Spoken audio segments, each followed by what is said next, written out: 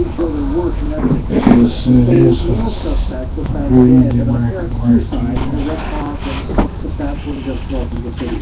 Trisha Essenbrook says more. This is like a horrific event for the city. A somber chief of police, Rod Connect, says the suspected killer had a criminal record dating back to the 1980s, and that he had a business interest in the Fort Saskatchewan restaurant where he was found dead.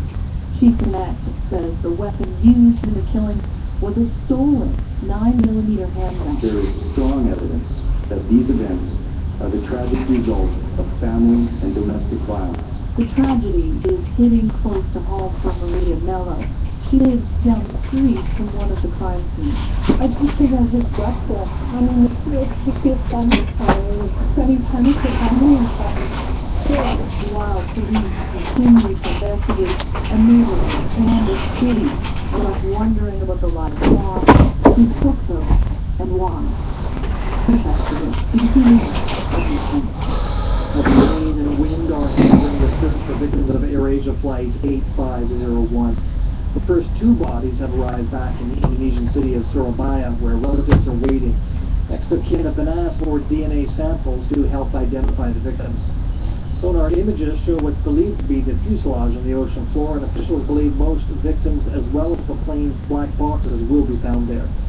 The plane crashed into the Java Sea on Sunday with 162 people on board. The Italian Coast Guard has rescued more people from yet another ship in danger in the Adriatic. This time, they were hundreds of migrants on board a cargo ship believed to be used by human traffickers. Maggie Williams has more from Rome. Just after 3 o'clock this morning, the battered cargo ship Blue Sky M docked at the southern Italian Adriatic port of Gallipoli. There, as many as 1,000 migrants made their way off the ship. Most are thought to be Syrian refugees. The Italian Coast Guard intercepted the ship as it was believed to be crossing the Adriatic on autopilot and appeared to be heading for a collision on the Italian coast. Authorities say human traffickers may have abandoned the ship when Coast Guard boats moved in. Several hours before the ship docked in Gallipoli, more than 200 survivors of the Lonely Atlantic ferry fire landed in the port of Brindisi, further up the Italian coast. Survivors say numerous stowaways were on board. It's feared they may be dead in the hold of the ferry. Megan Williams, CBC News, Rome. The head of the UN High Commission for Refugees says aid agencies can no longer cope with the exploding number of refugees around the world. Right now, an estimated 50 million people have been forced to leave, a number that hasn't been seen since the end of the Second World War. Antonio Gutierrez says 2014 saw a staggering escalation, and 2015 isn't looking any better. If things do not improve, do not see any reason to be optimistic. Conflicts are not being solved. If this staggering escalation of needs will go on in 2015, I believe that we will face a critical situation in which many people will not be having the minimum assistance they require to survive.